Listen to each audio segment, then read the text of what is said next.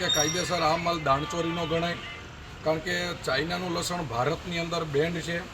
અને અમારા વેપારીઓની એવું રજૂઆત છે કે આ દેશ લેવલે યોગ્ય નિર્ણય લેવો જોઈએ. એટલે અમે આ વાત જોઈ સાંભળી અને અમને એવું દેખાય છે કે આની ઉપર કડક કાર્યવાહી થવી જોઈએ. અમે આજે રાજ્ય સરકારમાં માનનીય મુખ્યમંત્રી શ્રી ગૃહમંત્રી સુધી અમે રજૂઆત કરશું